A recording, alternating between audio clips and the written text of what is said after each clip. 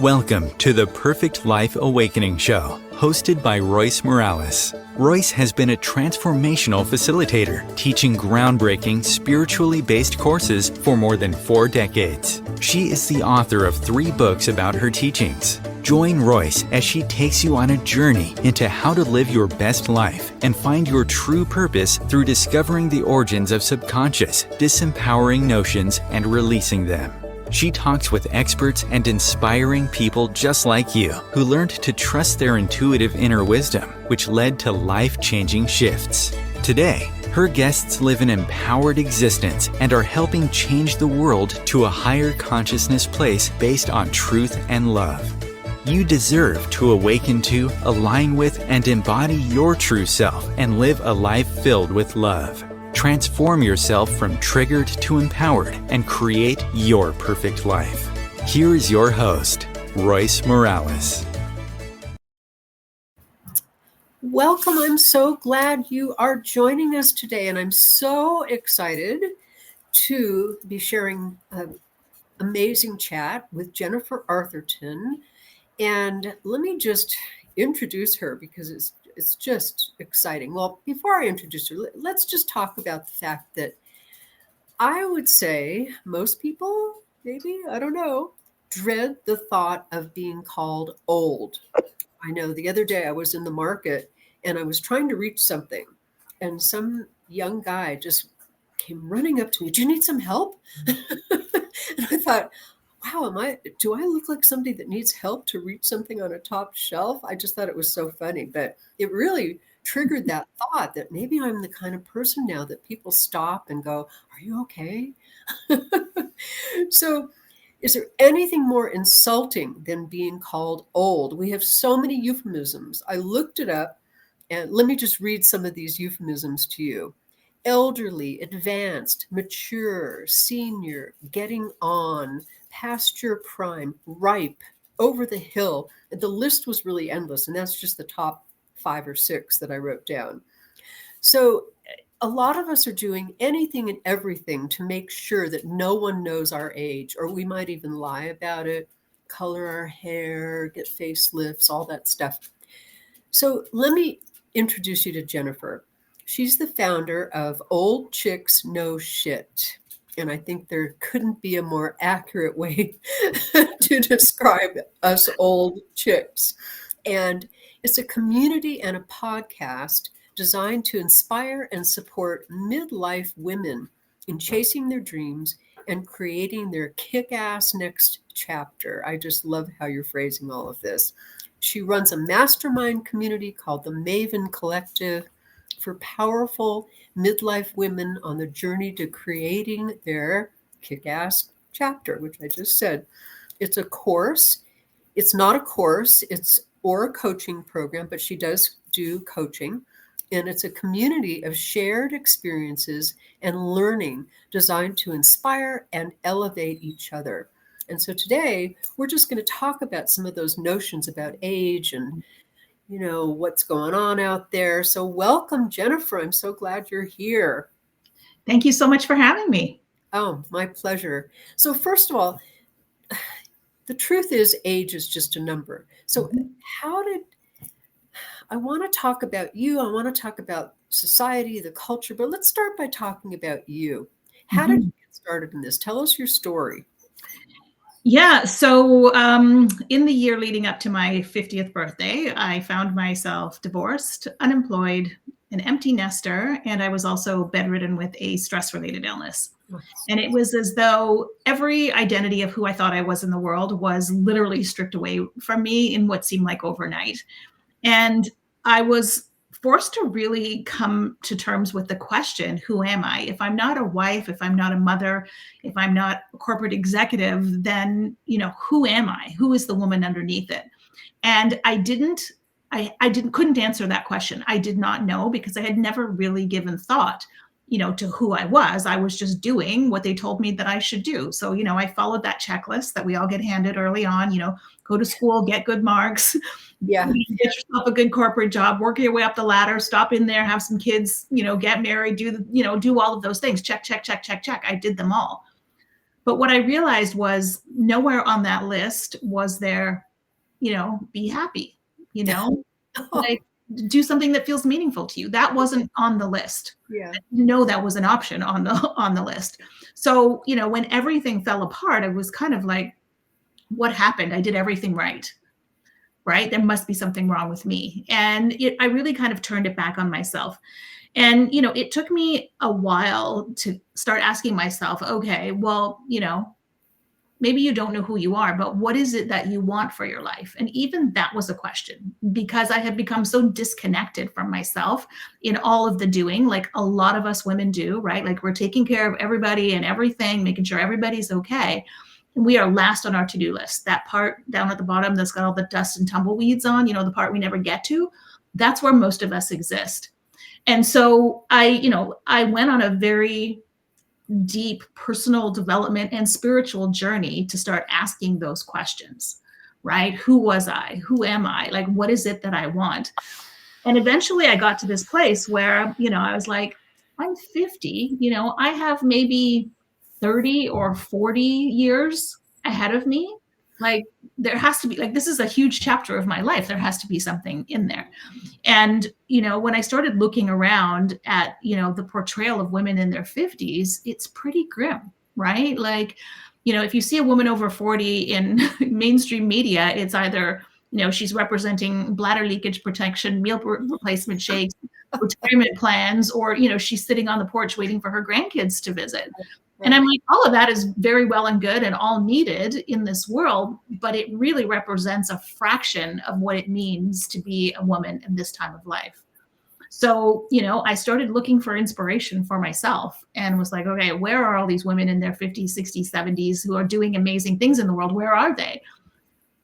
Couldn't find them. So I started really searching and then having conversations with them, which is what led me to the podcast. And, starting the blog Old Chicks Know Shit, because it was really at the time actually just an outlet for everything that I was experiencing, like a way of, just working my way through it. But what I found was that what I thought was just a me problem was actually a we problem. And there were many women in different circumstances, but all facing the same questions. That is so true. So what did you end up? Did you get another job and did you get better? And did you, what happened with all of that? Yeah. So, I mean, at some point I had just kind of decided, okay, I felt very called to write. So one of the very first things that I did is I decided, because all of the things that kept me busy in my life were literally gone, right? There was nothing and I couldn't get out of bed most days. So I was really kind of forced to face myself. And I decided that the only thing that I could really do was to listen to myself, to my own inner voice, and just see what came up. And, I make this sound all nice and pretty because in one sentence, it was not. It was a very difficult thing for a type A doer, very ambitious person to be forced into stillness. Like I had to go through a process of deep surrender in order to be able to just tune in and listen. And I started following that inner nudge, following that intuitive voice that kept coming up. And one of the things it said was, you should write. And so, I was like, really? Because I'm not a writer. I'm not a good writer. And it was like, okay, just write. So that started writing. And then, it was like, okay, now you need to publish it somewhere. And so I was like, okay, I don't know why I'm doing this. Like, why am I putting my business out there in the world for the world to see? And then women started responding to it. Right. So it just kind of snowballed from there. And then, the conversations, that I was having with these women that I found, who were reinventing themselves and, living life where they, of passion and meaning and purpose. I started recording these conversations and then sharing them, which that became the podcast. But again, it all sounds all lovely and smooth and everything. But along the way, I actually did go back into the corporate world because, you start down the path of doing something new, you can't really see the end of it, and then fear gets the best of you. And I had convinced myself I was going to be, destitute, living under a bridge with 15 cats. And I actually did get another corporate job that looked on paper, it was the perfect job for me. I took that job thinking, okay, this is the answer. This is my, my purpose. This is what I'm supposed to be doing. And I went into that role, and within a month, I was like, oh, girl, you made a huge mistake. This is not it. This is not it. And it took me a few more months just to extricate myself back out of it. But in the meantime, I was still kind of having these conversations with people online and in person about everything that we were experiencing, like women in their 50s, everything that they were experiencing, feeling invisible, being told that they're less valuable, less relevant than they once were, struggling to be seen and heard. And, I started to realize that I'm like, when we reach this point of our lives, like, we are more powerful than we have ever been. There is no more powerful time of our lives. Yet we don't believe it because the world is telling us, because you don't look like the ideal woman, because maybe you gained a few pounds, or you have a few extra wrinkles, or your hair's going gray, all of a sudden, all of that knowledge that you have, that wisdom, that life experience means nothing because of the way that you look. And I'm like, this is just absurd. Like, it's really ridiculous. And the problem is that we hold ourselves back because we buy into that narrative. Yeah. And we can't help it. It's everywhere. It's like, I think I saw a stat one day that said we see something like subconsciously like 3,000 images of what it means to be the perfect woman every day. Wow. So how could it not seep into our psyche? Right. And then we start to believe this narrative that, I should have done this when I was younger, or, I'm too old, or, I don't really belong here anymore, or, not speaking our voice. Like, we start to buy into it and we hold ourselves back. But I started Old Chicks Know Shit, and I call it that. It's a reminder to us that it doesn't matter. Like, if we are focused on what's happening on the outside of us, like how our bodies are changing and our faces are changing, we're completely missing the point, because we know so much, and all of that wisdom and that life experience that we have is so incredibly valuable. And it is led us to this place where we are now able to share that with the world, like to share our gifts with the world. And that's how we make impact. And we make an impact, which every woman who comes into my world says, I just want to, feel purposeful. I want to have meaning in my life. I want to feel passionate about what I do.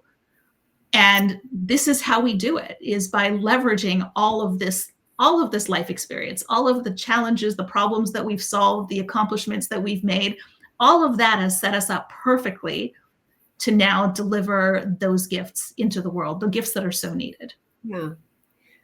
As you're talking, I'm thinking two thoughts are coming to me. The first one is our society, our culture, Western culture, doesn't value the wisdom of elders, for lack of a better word.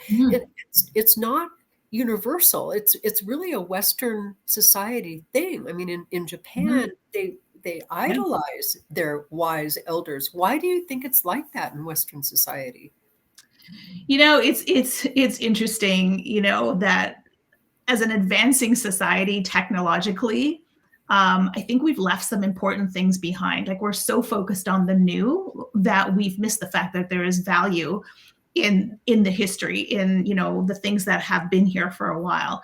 And I see this, like, it's very, very unfortunate. And when I see women who are aged out of their careers, right? And, and they bring in a younger person who maybe is paid less than they are. But when those women leave the building, what goes with them is so much knowledge, right? And it's like we're starting over. So I think in our technologically advanced perspective on the world, we just haven't widened the scope enough to be able to see value in both sides of it, the old and the new, right? That's how we really advance as a society. Otherwise, we just end up repeating the same mistakes again, right? Well, yeah. Yeah. Yeah, it's interesting that you're saying that technology has something to do with it. I think you're right. I think you're really right. But and I think it's like I said, a cultural thing because they're taught in the eastern part of the world. They're taught to venerate elders. Mhm. We're not taught that. We're taught to toss them aside. I was sharing earlier that I remember taking my mom to the doctor when she was in her 80s, and the doctor literally just kind of blew her off. What she was going through wasn't important. And I talked to my mother about it afterwards, and she said, "Oh yeah, that's how they are. When you reach a certain age, they don't care. Oh, she's not going to be here much longer, so who cares?" Mhm. So I Yeah. just think that was tragic, as you said when we were talking about it. It really is.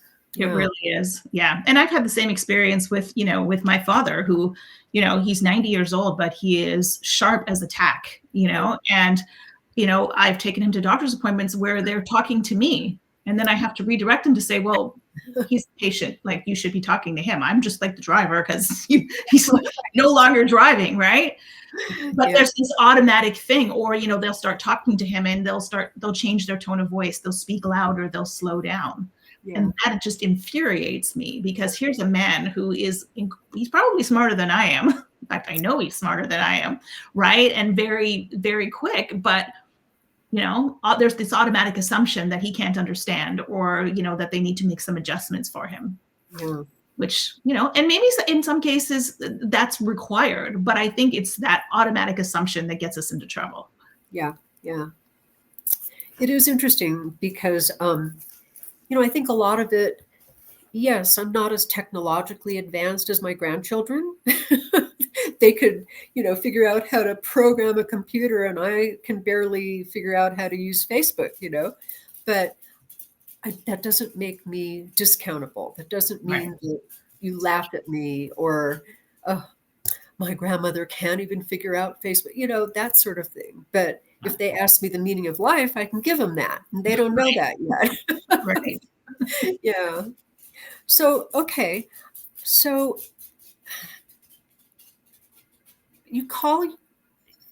I read on your bio that you refer to what you are going through or what you went through as basically reinventing yourself. Mhm.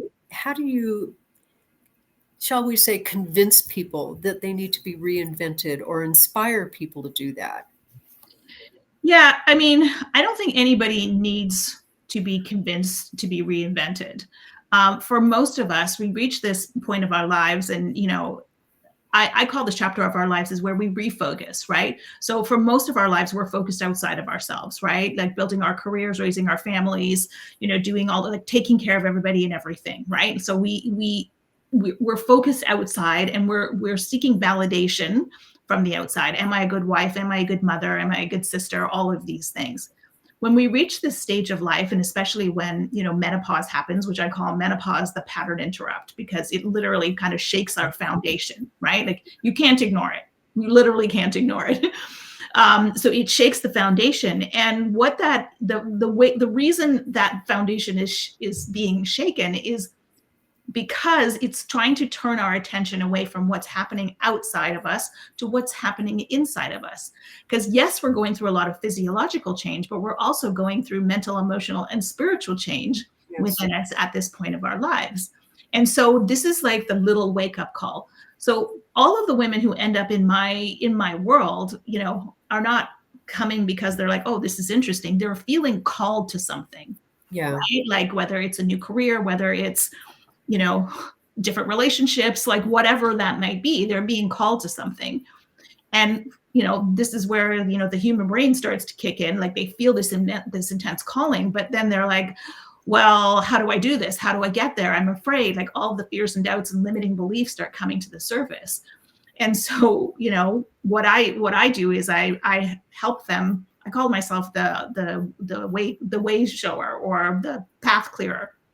I literally help them clear the path to what it is they know that they already want, because so many of us have this calling, like we're being called into our purpose, right? We were never meant to be the same person from the beginning to the end of our lives. But, that transition from one stage to another can feel a little tricky, right? So, for me, and that was the same thing for me. I mean, when I, went back into the corporate world for the second time, I knew right then and there that my calling was something much bigger than that. I knew there was something more for me. And the way you figure that out is by going inwards, like spending time with yourself, start listening to that inner nudge, because our intuition comes online more than ever during this time of our lives. Like it's like you can be ignoring it for years and years and years. And now it's like, lady, we're no longer taking the back seat here. We want to be heard. But it's new for us, right? Like most of us have never been taught how to tune in and listen, because the answers to every question we have is already inside us. Our job is just to be able to quiet the noise and to listen to what it is. Yes. For every woman who comes into my world saying, I'm stuck, I don't know where to go next, they do know the answer. Yeah. They absolutely do know the answer. And I show them the way to the answer that's already exists within them. Yeah. And that's the hardest part. That's what I teach people also. And it's so hard because they're so convinced that if they do something and they follow their intuition, what are people going to think? And what if it's wrong? And what if I fail? And, all that stuff. Yeah. Yeah. We all have this like little glimmer of something inside of us, but as soon as it pops up, we, plop the 17 reasons on top of it, why it's going to be a failure, why it's not going to work. And we never actually give that little seed of an idea, that little inspiration, any space to breathe and grow, because we literally just dump on it as soon as it pops up. Yeah. It's interesting. I just have to tell you, hopefully you'll give me some interesting feedback about this. I have listened to my intuition from as far as I can remember. It's why I started doing what I do and why I'm teaching and why I'm writing books. And my intuition yells at me. It doesn't take no for an answer, and I can't ignore it. I've tried to ignore it, but all kinds of hell results from my ignoring it. And recently I found myself a literary agent who's going to help me publish my books in a big way. And I'm also working with a script writer, and she's taking one of the books that I wrote about soulmates and turning it into a show, into a TV show or a movie. And we're having this ongoing conversation because she absolutely believes, based on her own experience, that Hollywood will only take a script that is very modern. And when I had the experience that I wrote about with my meeting my soulmate was 25, 30 years ago. And so there's a lot of references to that time span. And so she's taken all those references and turned them into modern, kind of hip, Generation Z or whatever generation it is that they're talking about, references so that it is sellable. And I read this stuff and I'm like, oh, ew. It's just so funny to me. She's talking about, do you know about duck shoes? No. I don't either. But she has all these references to duck shoes and robots and AI, which was absolutely not in my book. And she's, like I said, convinced that we need to have that element to get somebody to want to produce this. And I just thought it was so funny that they can't just take my experience from 25 years ago and be okay with it. It has to turn into this. So that's, another indication of our ageist society. It really is. Yeah. So any thoughts about that? I think it's kind of funny. Well, I think the power lies in the marrying of the two, the old and the new, right? Like, because if we stay stuck in the old, we're missing. If we stay stuck in the new, we're missing. And the power really is how we marry the two. And I think that's where we need to be is not only, younger generations valuing the older generations, but also older generations valuing the younger generations, right? Because it's very easy to dismiss. Well, what do you know? You've only been here for a while. I've had more life experience, but they also have a vastly different perspective on the world. And, one of the interviews I did on my podcast was with my daughter, because, she had a front row seat to the whole reinvention journey, the good, the bad, the ugly of it. And I wanted to get her perspective. And, you know, being able to have that conversation with her, and, you know, her being able to learn from, you know, me, but also me learning from her. Like, she's incredibly wise, right? Her perspective is very different. And there's so much power in seeing the value across all of the generations and all of the age groups. So, yeah. Yeah. Interesting. Well, let's take a little bit of a break. I'm talking to Jennifer Arthurton. We're talking about age is just a number, and we're going to get into some more depth about all of that, because I just think it's such an important topic. So we will be right back. Om Times TV.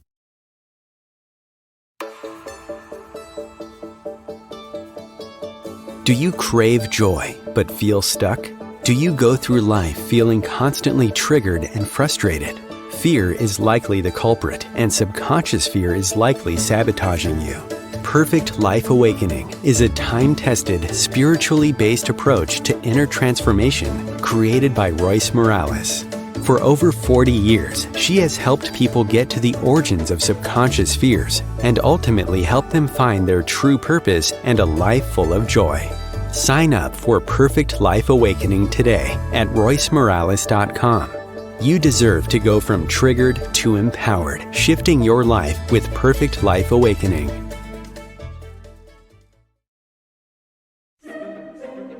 Imagine becoming a super influencer. Reinvent yourself, invest in your brand, and then manifest your success with a robust spheric approach. Om Times Media and Broadcasting offers a unique and multifaceted way to become the spiritual and conscious influencer you deserve to be by putting your message across our powerful platform with its proven record of integrity and excellence. Through our produced shows, Om Times offers the opportunity to become a social media TV personality, a radio show host, an Om Times magazine columnist, and a syndicated podcaster, all in one shot.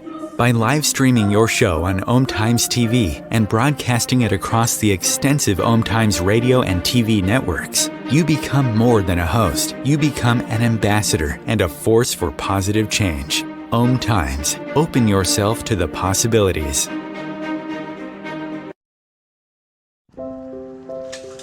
I want to eat apples and bananas.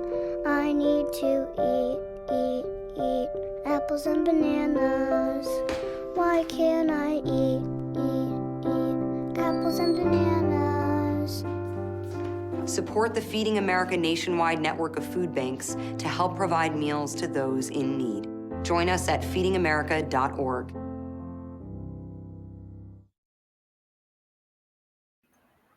Welcome back. I am talking with Jennifer Arthurton. We're talking about aging with power and trusting ourselves to go through that period of our lives by listening to our intuition. So my next question is, why do you think, on a deep level, why do you think that we judge people on their age? You know, I was thinking that there must be something that is triggering about that for us. Maybe we're afraid of our own aging or something, but what have you noticed that really seems to cause that in people? Well, I mean, I think it has everything to do with the culture that we live in. You know, we live in a culture of media, you know, whether it's magazines, television, social media, whatever it is. And what is portrayed in those mediums is youth, right? Like, we value youth above all else, and we value things looking pretty. And so, like I said, you know, we see something like 3,000 images a day of what it means to be a woman. And those 99.9% of those images of women aren't even real, like they're airbrushed. And so we've created a standard that it's a completely unattainable standard to try and live up to, right? And if you don't meet the standard, therefore you're, you know, not as valuable, you're not as relevant because you can't live up to that. And, you know, we're, like I said, we're told at every turn, you know, when you're 50, you're on the beginning of the downhill slope to old age oblivion, right? Like, you know, when you hit 60, you retire and you fade into the background, you ride off into the sunset, right? That was my perspective of my own life. Like, I never thought about a next chapter, right? Because, in my mind, it was like, I ride off into the sunset on the arm of a handsome man with a pot of gold under my arm, and then the screen fades to black, and I don't really know what happens after that. Right. Right. So I had never actually considered the fact that, like, oh, there could be more chapters, there could be different parts of my life. And so I think we need to see that represented more in the mainstream. We need to see that, that there are women in their 50s and 60s and 70s, and even some of the women that I interview on my podcast who are in their 80s, who are having major impact in the world, who are starting businesses, who are, pursuing their passions, tackling amazing physical feats, all of these things. The more we see that, the more that comes into the mainstream view, the more it gets normalized. Mm-hmm. But right now, the mainstream view is so incredibly narrow, right? And so my hope, my mission is to broaden that a little bit, because as every woman believes in her own power and steps into it, she changes, how the world views it. Right? So we're no longer sitting on rocking chairs, passively waiting for our grandkids. No, we're out there chasing our passions and doing amazing things in the world. And it's lovely that our grandkids are visiting us, but that's not my sole purpose in life. Yeah. And so it's so important that we believe that for ourselves, and so that we can change the cultural narrative of what it means to be in your 40s and 50s. Because the other thing is like, we are the first generation of women to have had kids and full-time careers and like trying to manage it all. Like, we are not the same as our mothers and grandmothers. We have so many more opportunities available to us today. Yeah. Right. And so the picture of what it meant to be a 50-year-old woman 40 or 50 years ago is very, very different than it is today. Yeah. Yeah. Right. But we're still hanging on to that old notion in many, many respects. And again, as we step into our power, as we own it, as we chase our dreams and, live in our passion, we change that narrative of what it means to be, in our 50s, 60s, and 70s for the women that are coming behind us. Yeah. I think a lot of it goes down to, I know for me, I was one of those people that thought kind of old people are done and who needs them, and they just get in the way. I'm talking, 50 years ago, I had that attitude. And every year that goes by in my life, I'm feeling more empathy toward that. Mm-hmm. Empathy that person can't reach the the top shelf in the grocery store, or that person is being ignored by their doctors, etc. Because I'm starting to experience those things. So I think having that empathy really, really is helpful too. Mm-hmm. Yeah, absolutely, for sure. Yeah. So what about, I talk about this a lot on both of my shows, that there's some really big transformation happening in our world, being sort of forced along by some of the political stuff that's going on, and Mm-hmm. all the changes that are happening. And my sense of it is, my real strong sense of it is that things are evolving finally. It's taken thousands of years for us to get to the point where we can feel love and not fear. We can feel compassion rather than anger. And I think that's happening. How does that fit with the aging process? Is there any connection that you see with that in terms of transforming the world, our attitude toward aging? Yeah, I mean, that's an interesting question. I mean, I don't think it's necessarily towards aging. I think it's, us recognizing humanity in each other, whether it's the, how many years we've been on the planet, whether it's the color of our skin or our religion, recognizing that we are all valuable, that we all have something to offer, and seeing each other as humans as opposed to a color, a religion, or an age. I think it's much more pervasive than just an age thing, for sure.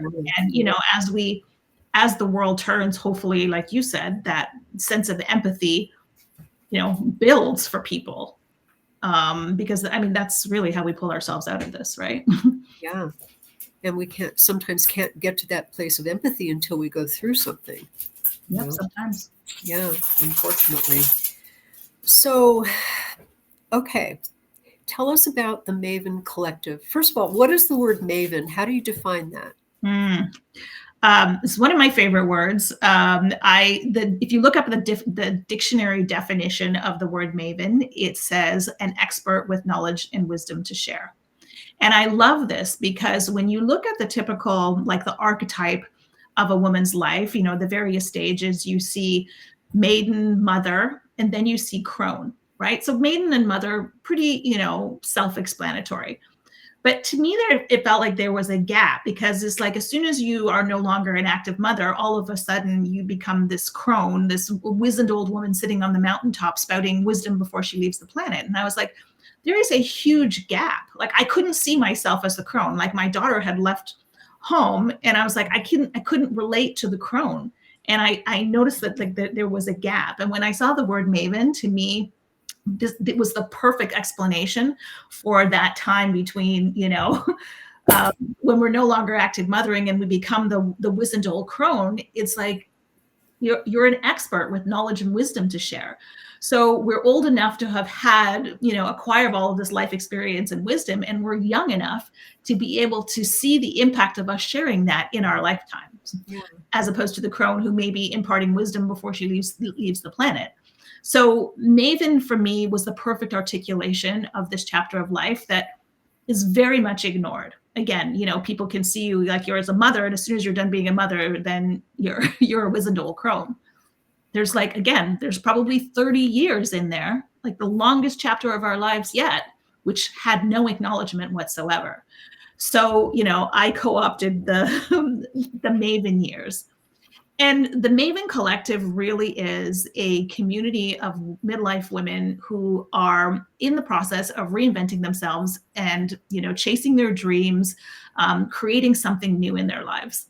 And these women come together from all different walks of life with all different kinds of experience and background. And together they can support each other as they take the steps forward. Because let's face it, whenever you do something that's out of your comfort zone, whenever you're stepping into something new, all of the fear mechanisms kick in, all of the limiting beliefs and doubts will pop up. And like I said, like they did for me, convince me that I was going to be, you know, destitute, living under a bridge with cats. When you're by yourself, it is very easy for those, you know, thoughts, those ideas, that narrative to literally paralyze you, to stop you in your tracks.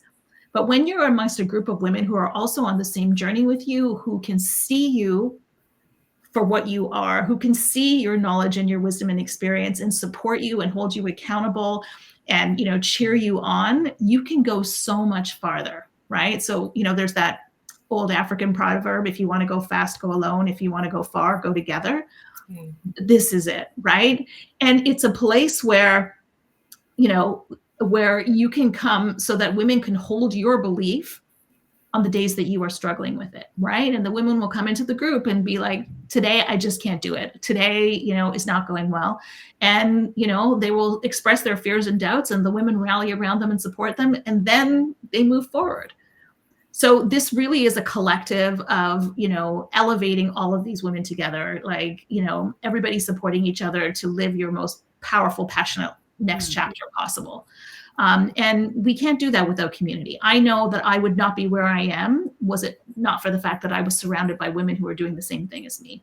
And I want to share, I want other women to be able to experience that collective, because, you know, I truly believe the power of a collective of midlife women on a mission is life-changing, unstoppable. Yeah. Wow. And it's all done remotely? Yes, so we meet twice a month remotely, and then we also have a in-person retreat as well too.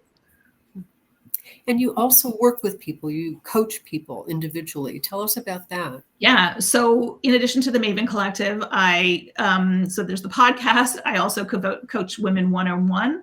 So generally, again, it's women who are like, I know there's something more for me. Sometimes they're not sure what it is. Other times they have an idea of what it is, but they're stuck. Like they can't seem to move forward. And, you know, like I said, I call myself the path clearer. I help them see the obstacles and move around the obstacles so that they can keep going. Mm-hmm. So women work with me for usually 3 or 6 months, and it's literally the momentum that they need to start going forward. And then because I so believe in the power of a collective and women coming together, I also run events. I started a series of events called Women, Wine, and Midlife Wisdom. And it's a dinner event where we come together to talk about the important and often not talked about topics in midlife, like menopause, like age and body image, career goals, dreams, like all of those things that maybe conversations that might not be happening, with women in their everyday lives, but are so important to know that they're not alone in it. Wow. So, getting some strange questions here. Anyway, so the title Wine, is that spelled W-I-N-E or W-H-I-N-E? No, wine. It's actually a dinner. So women wine. Okay. Yeah. You can't whine over your wine. Oh, you could, but. Okay. And as you were talking, I was thinking, I wonder if some of what's going on with all this is kind of uncharted territory in terms of people are living so much longer. It's like, I don't know what the statistics are in terms of age, expected age, but I know it's a lot longer than it used to be. It used to be what, 50 and now 60 and 70, maybe even up to 80. So could any of that be what's causing some of this confusion for people? Yeah, I mean, I don't even know if it's confusion rather than it's, it not being demonstrated for us, right? So we haven't seen, like, the women of my generation haven't seen women in their 80s, running businesses, starting businesses, tackling physical pursuits. We just didn't see that. Yeah. I think, part of that, why we see more of it now also is the beautiful age of social media, right? Like, we can have those. I mean, if you see how many midlife women and older are on social media, right? Like sharing their passions and doing it's incredible. We didn't have access to that before. So now, as we see more women doing it, as we see more women leading the way, it empowers us to also want to step forward. Yeah. Right. But when we believed that everybody was just sitting around waiting for the end, well, then that's what we saw as possibility for ourselves. Right. And, this is what I say to all of the women, in the Maven Collective. As we step into our power, as we, accomplish these things, we are given permission for other women to do the same thing. It's true. Right? Because they're looking at you and saying, oh, if she did that, then maybe I can do that. So, the more of us that do it, the larger the collective. And this is the way that we change the culture about aging. Yes. Yeah. So what about people that say to you, oh, somebody in their 70s, 80s, whatever, that say to you, I don't feel any different than when I was 20. Is that a good thing, or are they in denial? I think it's a fabulous thing. Listen, if you feel, young and energized and, like full of life, then you absolutely need to be doing something with that. Right? Like, I think it's a fantastic thing. One of the foundations of any reinvention journey is your health. Right? Like, if if you don't feel good, it's really hard to kind of keep stepping out of your comfort zone and tackling fears and limiting beliefs. It's very, very hard. But when you feel good, when you're taking care of your health, and you're exercising and proper nutrition and all of that, and you feel good and energized, it's so much easier. So much easier. So I love people who say, honestly, I say this for myself. Like, I don't feel like I'm just about to be 60. I don't feel any different really than I did when I was 40 or even when I was 30. In fact, I think I might actually feel better. Yeah. Many, many respects. So yeah, I think it's a fantastic thing. Yeah. Or it's just denial. And denial's not bad either. Right. Yeah. Lots of great things have been accomplished by denial. Yeah. Well, one of the things I always talk about in my program is, I've been doing this forever. I always talk about, or I always think about, what am I going to be, I don't want to say evaluating because that sounds so mathematical, but what am I going to be laying there thinking about on my deathbed? Am I going to be thinking, wow, I really accomplished it this time. I really did my purpose. I did what was important. I had a meaningful life. I understood what friendship was about. I was really in present time. I really experienced things. Do you ever talk to people about that? Because I think that's such an important understanding, that what am I going to think about as I'm leaving this body? Absolutely. You know, there was a recent study done out of Cornell University on aging, and it talked about the number one regret of Yeah. people, you know, as they got older, or you know, as they were dying, was the fact that they did not reach for their full potential. They didn't see what they were capable of. Yeah. And I think about that all the time because, you know, and, you know, in the age group that I am, I've been attending a lot of funerals of parents of my friends and things like that. And I listen to the eulogies and I listen to the lessons that they're leaving behind. And I think about, you know, what would I want people to be saying about me at my funeral, right? Like, you know, that she was too afraid to leave corporate because she'd invested so much in it that she decided to stay there and be miserable. No, that's not it. That she took a chance, she, you know, put herself out there and lived in a way that felt really good, you know, and that she was passionate about. That sounds like an amazing legacy. So that's constantly playing in my mind, is because what is it that we want our children and our grandchildren and our great grandchildren to learn from this gift of life that we have been given? And it is a true gift, right? And if we're given this gift and we're not using this gift, it's such a missed opportunity. So, you know, reaching for that thing, seeing what you're capable of, you know, and all it requires is for us to just try, right? I'm being called to this thing. Let me just try and see what happens, right? Maybe that's not the thing, but you learn a really important lesson and you have some really valuable experiences along that way. Yeah. You know, but if we are not, you know, actively taking steps to really use this gift, if we are not, you know, listening to our intuition and like leaning into our potential, we are missing out on incredible opportunities for this lifetime. Yes. And for those of us that believe in reincarnation, you'll just have to do it again in your next life. Exactly. Basically what I've been doing this entire life, cleaning up what I didn't do and completing what I was supposed to do in the last 20 lifetimes. So yeah, you might as well do it now, right? Yeah. Yeah, exactly. Yeah. Well, I mean, and our soul's journey on this planet is about growth, right? Like that's what we came here to do. So as we keep reaching for our potential, that is the path of growth. Yeah, definitely. Mhm.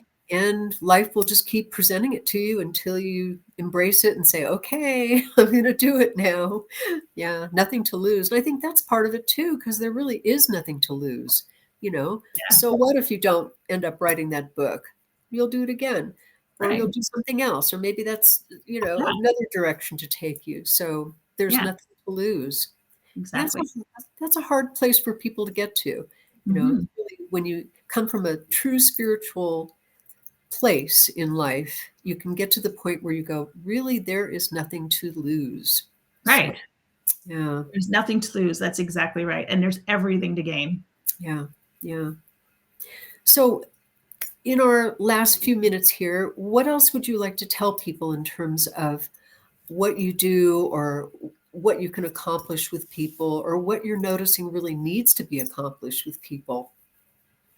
Yeah, I mean, you know, my mission through Old Chicks No Shit is really to remind women that it's not about our faces, our bodies, what we look like. It is what's inside of us, right? And as long as we don't believe in ourselves, we will hold ourselves back. If we can find even tiny amounts of belief in the fact that we can do something, that we could take a tiny step forward, we are empowering ourselves to take another step. We are empowering the woman behind us who hasn't taken a step yet. But it's so important that, like I said before, that we all live into our potential, because that's how we change the culture. And it is never too late. There is no such thing in my mind as too late. When you feel called, you feel called, and it's because it's perfect divine timing in that particular moment. So there is no such thing as too late or too old, right? If you feel called at 40, honor the calling at 40. I mean, I didn't do that. Like years before I left my corporate career, I would hear this little niggling voice saying, is this it? There has to be more. And I didn't honor it for a very long time, until the universe picked me up and shook me by the shoulders and said, okay, we're taking you off that path and we're putting you on this one because you're not listening. Yeah. Right. But if we can honor those inner nudges, you know, when they come up, as opposed to needing a brick in the head like I needed to get onto the right path, right? Like we have so much opportunity, and our dreams and desires are not random. They are parts of us that are waiting to be expressed, right? Yes. There's so many more dimensions of who we are to explore, Yeah. right? And that is really our job. So, it's never too late. You're never too old. I had a woman who was 63 reach out to me the other day and say, I think I missed the window. I think I missed the opportunity. Oh, And I was like, nope. The fact that you are even making that statement and asking me this question right now says it is the perfect time, yes. right? And I've interviewed women on the podcast who have started businesses in their 80s, right? One woman who, in her 70s became a documentary filmmaker Wow. after, a whole career in insurance because she felt so called. And now she's had 2 award-winning films under her belt. She knew nothing about how to make a film, but she figured it out. She shows up every day and she says, what can I learn today? Yeah. So you're never too old. It's never too late. And you just have to keep stepping forward one tiny step at a time. Yeah. Or a big leap. Yeah. Or a big leap. Exactly. Well, I think what you said is really important because the universe does shake us up. It shook you up in all kinds of ways. It's shaken me up, and I can't even admit how many times it's shaken me up. But it as you're talking, I was thinking, I opened a store, an earth-friendly store and gallery. And I was just, I don't know, toward the end of my 30s, maybe early 40s when I did this. And I had a reporter come to do a story about it. And the very first question they asked me is, how old are you? And I kind of looked at him like, well, that's a weird question. But I answered, and he seemed shocked. You did this at the age of 40? Like, yeah. I mean, it was so bizarre to me that there was even that kind of reaction, or even the need to know how old I was, and that's often the first thing that people ask you. And I just think it's so bizarre. Yeah. Really bizarre. Well, the human brains loves to put things in boxes, right? Like 40 is supposed to look like this, 50 is supposed to look like that, 20 is supposed to look like that. And, like we fit into the box. And when something doesn't quite fit the box, people don't know what to do with it. They don't know how to categorize this thing. So, I mean, it's a normal function, I think, of the human brain to want to make order and sense out of everything. Yeah.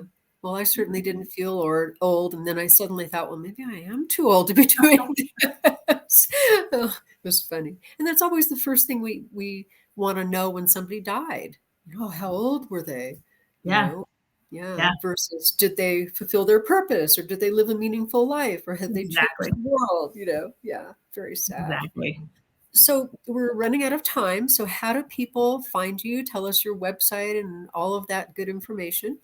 Yeah, so you can find me at Old Chicks No Shit, and that's KNOW, on Instagram, on Facebook, and my website is oldchicksnoshit.com.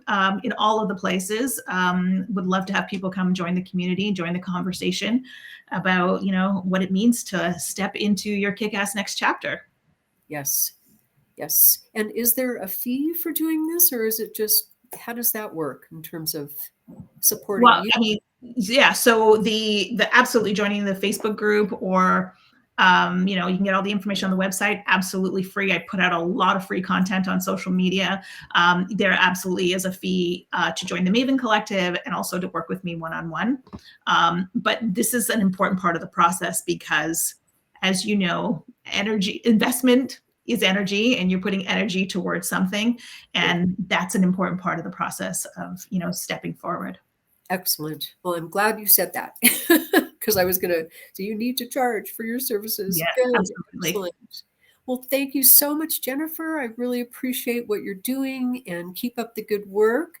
And just to remind everybody that it's time to awaken to your perfect life, and it's time to let go of those aging beliefs, and age is just a number. Reach out to me. I teach courses and I do private work with people, and subscribe to my Substack. It's called Royce's Ramblings, and I talk about all kinds of important things. And again, thank you, Jennifer, so much, and I really appreciate what you're doing. Thanks for having me. I thoroughly enjoyed our conversation. Great. Thank you.